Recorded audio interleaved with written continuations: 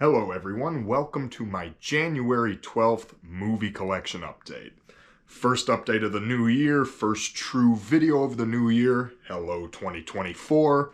I wanted to start this video with a couple announcements actually at stuff that is coming up this year. First, I wanted to let you all know that I have a small role coming up in the upcoming documentary miniseries, The John Wayne Gacy Murders, Life and Death in Chicago.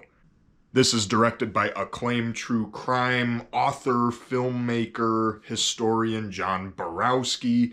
It started as a feature-length film, and there was so much content, there was so much to the investigation, it turned into an 8-episode miniseries. I can't say too much yet about who I play in it. Let me just tell you, it is wickedly fun, and I cannot wait to see it. They're still working out the streaming information, and there will be a physical Blu-ray release of it, so I will have more updates for that as it comes, so I just wanted to put that out there here at the beginning. Be on the lookout for the John Wayne Gacy Murders, Life and Death in Chicago, because I have a role in it, and it is a lot of fun.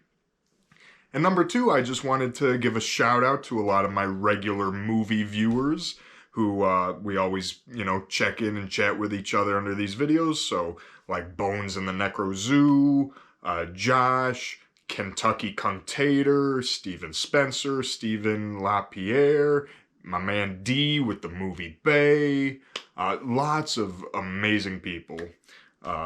Kentucky Cunctator. If I repeated myself, I don't know. I'm planning this stuff. So thank you all for watching. Thank you for still visiting here in 2024. This is a lot of my Black Friday sales stuff. Black Friday, Christmas gifts. And so this was all stuff that mostly came through the holiday season. I've got a lot of gift card money and stuff, so I'm sure we'll have another solid update probably around March after this. So without further ado, let's get into it. Starting this one off actually with a VHS tape. And this is one I got way back at the Days of the Dead in November for the Gary Busey collection, as is customary with each one of these videos. This one it never made it beyond VHS, and upon watching it, it wasn't really hard to see why. It's this movie called Canvas, which is this really low-budget kind of crime drama thriller. Gary Busey rocks an amazing mullet in it, and there is a lot of super early 90s like house and hip-hop music, which seems very out of place for the style that this movie's going for. It's really low budget, it's pretty slow moving, there's not really a whole lot to it. Just a novelty for the Gary Busey collection. But yeah, I really wouldn't recommend much about it. Now this was a Christmas gift from my cousin Jason. Extremely generous, overly generous gift by my cousin Jason for Christmas. He did not have to get me this, but he single-handedly upgraded an entire portion of my collection with this. So I have to thank him for getting me the James Bond collection on Blu-ray. This is every James Bond film from Dr. No to Spectre, with the exception of Never Say Never Again, which is not that great, so nothing is missed there. And obviously No Time to Die, which I have separately. The only ones I had on Blu-ray previously were the Daniel Craig ones. So now I still have No Time to Die. I got that to complete the collection, even though I hate No Time to Die. Hate it. But no, growing up, I'm an old soul. My dad was always watching the James Bond movies, so I always had a soft spot for Goldfinger. That was like the Goldfinger and Diamonds Are Forever. I always watched those when I was a little kid. And nowadays, my number one favorite James Bond film is For Your Eyes Only. Actually, no, I have that one on Blu-ray. I bought a steelbook of it because that's my favorite one. But so now I've got all of them. Some of my other favorites, I love Tomorrow Never Dies. I think that's a very underrated Pierce Brosnan James Bond film. The Living Daylights, and of course Casino Royale and Skyfall. Gotta love them. This was a Christmas gift, and I had really high hopes for this, and unfortunately, it just wound up not being very good at all. with Dolph Lundgren, John Savage, Showdown at the Grand. I thought this was going to be like Die Hard in a movie theater with Dolph Lundgren playing this like fun looking. Basically, all this is a very lame attempt to make a Quentin Tarantino film. It's total Tarantino. This entire thing, which I gotta be honest with you guys, I might have to give up my movie card for this. I have never been a fan of Quentin Tarantino's movies. I've tried. I don't care if it's Pulp Fiction. I don't care if it's Death Proof. Tarantino just does not do it for me, guys. I'm so sorry.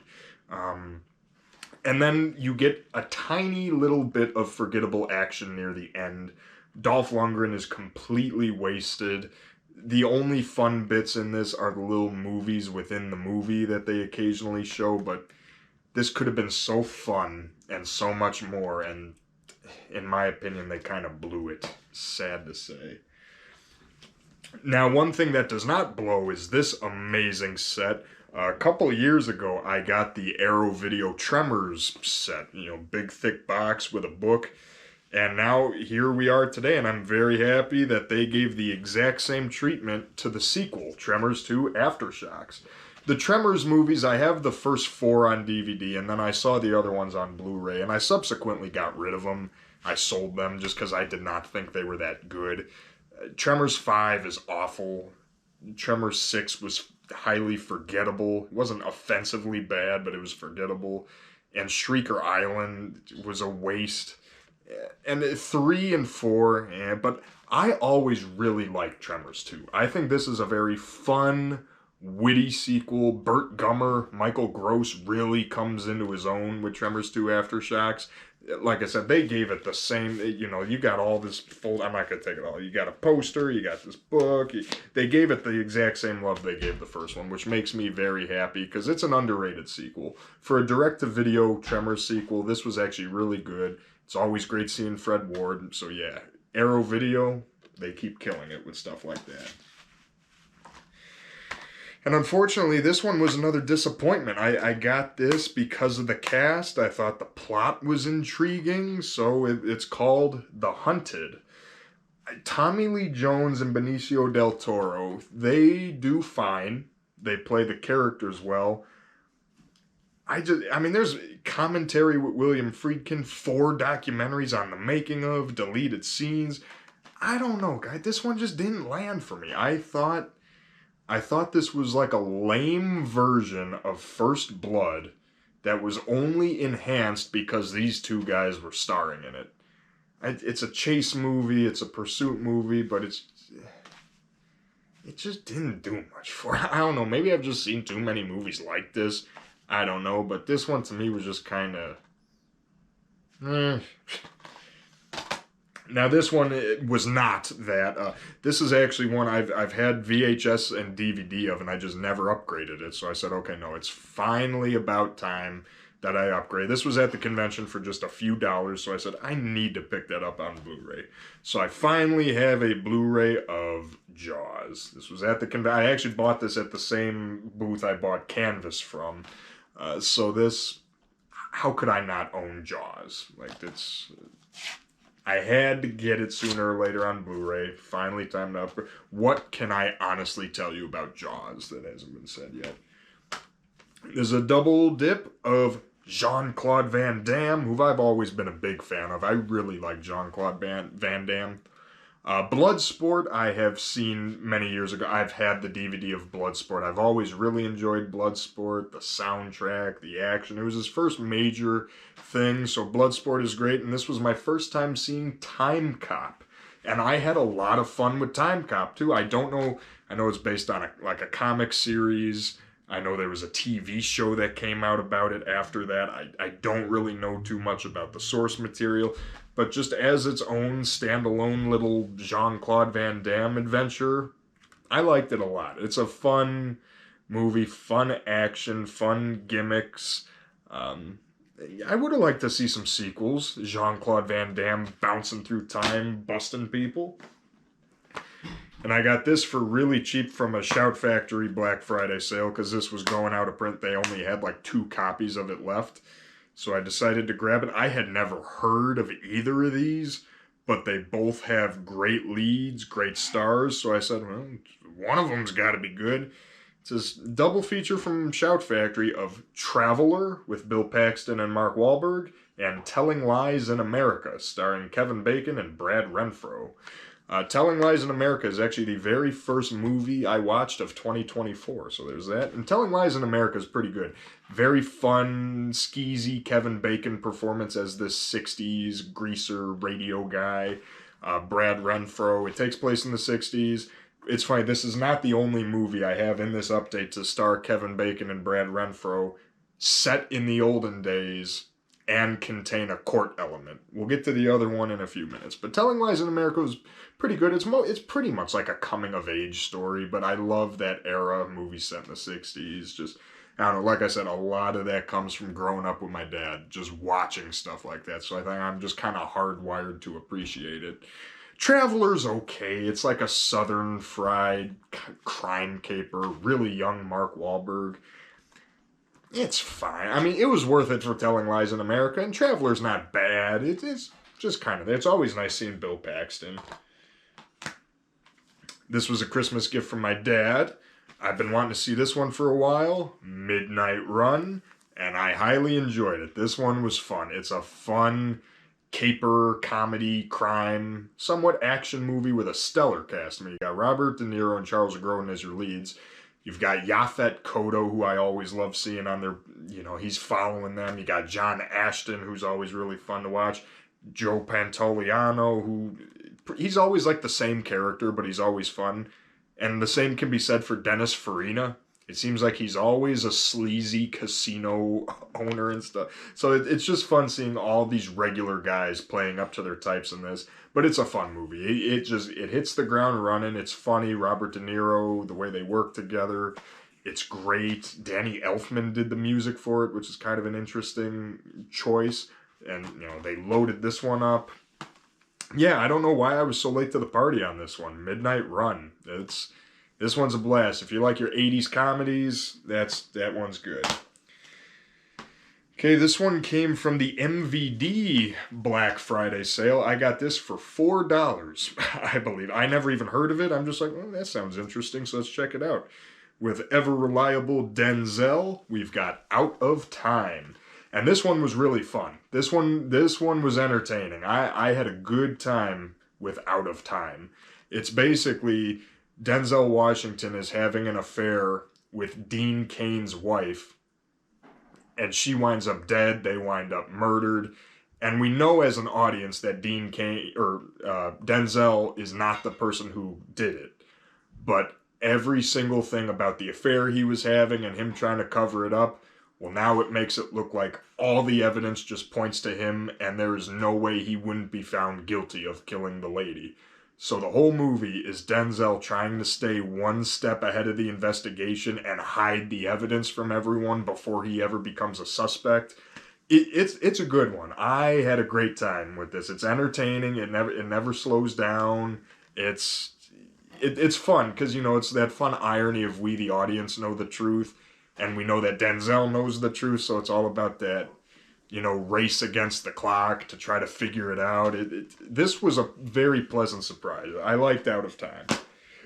And remember when I said I had another period piece with Kevin Bacon and Brad Renfro that involves a courtroom? Well, we've got a Secret Santa gift I received, Sleepers. And I mean, look at this cast. Kevin Bacon, Robert De Niro, Dustin Hoffman, Jason Patric, Brad Pitt, Sleepers. This is a great movie. It's dramatic, it's intense, it's really good. But oh my God, is it disturbing. Kevin Bacon is at the creepiest that I've yet seen him in this. I mean, this is a movie where Kevin Bacon looks at a 13-year-old boy and demands, give me a blowjob now. And with that Kevin Bacon, snarl, it's like, Jesus Christ. There's some... forgive the pun, there's some very touchy scenes in this one, so it's not exactly a comfortable movie, but it's got a very powerful story. The way it goes, it's over 2 hours long, but it never really loses any of its steam, and you're really invested with the characters to see if they could pull this trial off and at least find some redemption for what happened to them as kids. Because half the movie is them as kids and half the movie is them as adults. And yeah, it's a harrowing experience, but it's a really good movie. This one was a recommendation on one of my previous updates. Somebody commented that I should look for this. And then when I went to one of my used stores around here, sure enough, there it was. So I picked it up. No Escape with Ray Liotta, Ernie Hudson, and Kevin Dillon. I previously did not know much about this one at all. So when it started, I'm like, oh, this is going to be like the Christopher Lambert movie, Fortress, which I really like that one. Fortress with Christopher Lambert is a great movie. And so it starts off very much like that, where Ray Liotta is in this futuristic prison. And then you get to where Lance Henriksen and everyone come in, where he gets sent out to the woods and like this jungle.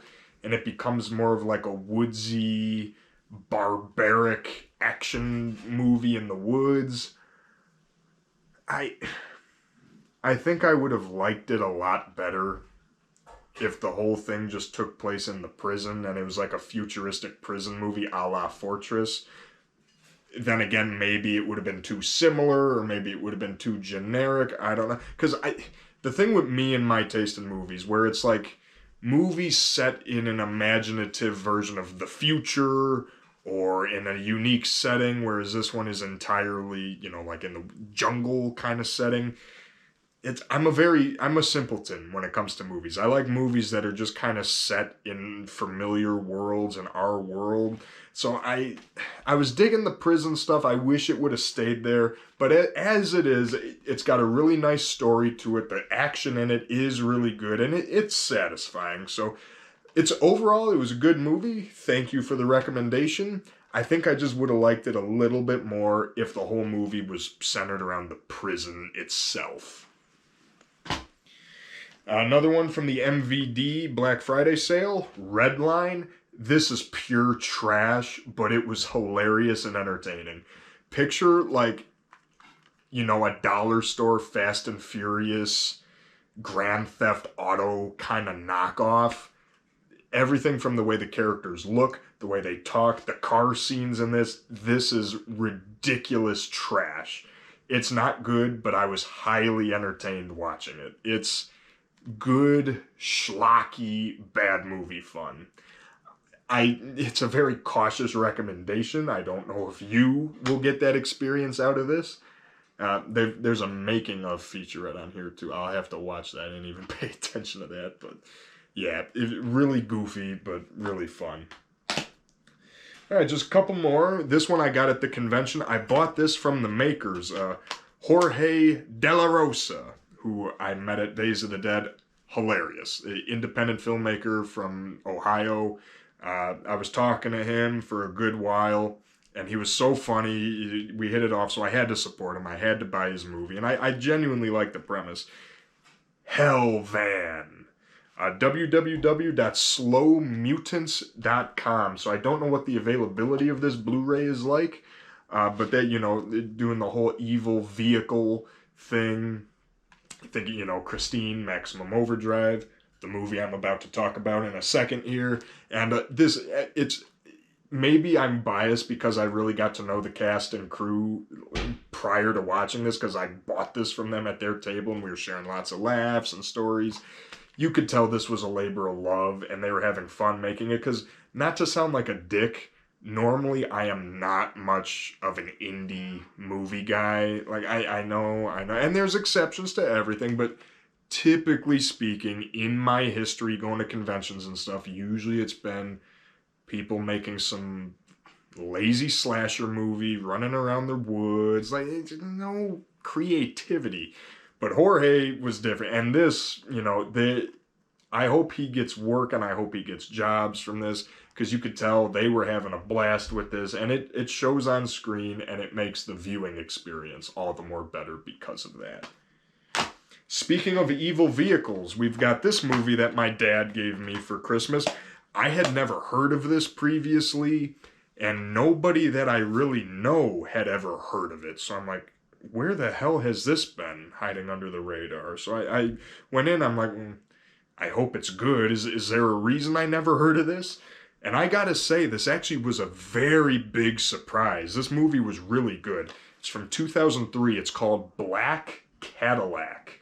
It stars Randy Quaid. He's in the movie a decent amount, but he's not really the star. It stars these three guys. Randy Quaid is the only person in the movie I recognize, but everyone does a really good job. It's based on a true story, too, that allegedly happened to the director in January of 1983. So it's based on a true story where you have these three guys. They're at a bar in Wisconsin, which I like. I like how this was a very like upper Midwest tinged movie. You don't get that a lot. They're at a bar. They're all trying to pick up women, and the one guy starts a huge bar fight, and they leave. And then for the rest of the movie, they're being stalked and kind of terrorized in these woodsy, snowy mountain roads by this black Cadillac. And along the way, they pick up Randy Quaid, who's a sheriff, and you can tell he's quirky. He's kind of a goofy guy. This was actually really good. I don't know why. You know, it's stuck on DVD. There's no Blu-ray release or anything. And like I said, I never heard of this. Most of my movie friends had never heard of this, so I very under the radar. But it's made really, there's a lot of really cool vehicle stunts. They did a lot with the low budget, there's a commentary on here where they go into that. So if you're looking for a really nice, unknown, underrated thriller based on a true story at that, don't pass up on Black Cadillac, because this was actually a really good one, and I'm honestly stunned I never heard of it before, so definitely worth watching. This was a Christmas gift from my good friend Ryan, so thank you, Ryan. And this one's taking it back to my childhood. Yeah, I've always been a Scooby-Doo guy. Scooby-Doo is one of the few animated properties. Whenever there's a new movie or there's a DVD or something that I don't have, I always just pick it up. I don't know. I feel obligated to buy Scooby-Doo stuff. I don't know why. And so he sent from the early 2000s Scooby-Doo and the Alien Invaders, which was, I remember this was like around the same time as Scooby-Doo and the Cyber Chase, which I need to get that one. I remember watching that one when it first aired on TV in like 2002, 2003, somewhere around there. And this one's fun. You get Shaggy gets a nice little love interest in this. There's some songs in there. The soundtracks of these early Scooby-Doo movies went way harder than they really needed to with anything. So this stuff is always fun.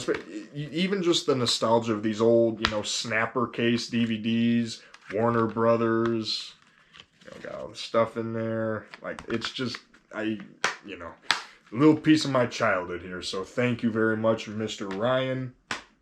And lastly, we have a TV show. This is kicking it way back. It's from the 70s into the early 80s. The complete series of Soap. I actually caught this on some weird TV channel. I was flipping the channels. I was hanging with Jackson and Levi, funnily enough, and we caught the very end of an episode of this.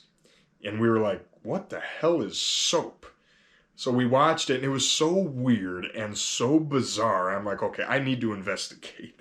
So here we are. I now have the complete series of Soap. It's almost like, imagine The Naked Gun, but for soap operas. And it's not as inherently wacky as The Naked Gun, but it's very much like a spoof, like a parody. It's very melodramatic. Lots of, this is not politically correct, not in the slightest. This is definitely of its time period, and it could only exist there. But it's fun to watch. It 90 episodes. So I actually have not gotten through the whole, I've only gotten through the first few discs so far, but it's a fun show. I mean, it's packaged, it's in like this hard box that actually opens from the top. And then Mill Creek just has it in, like these things.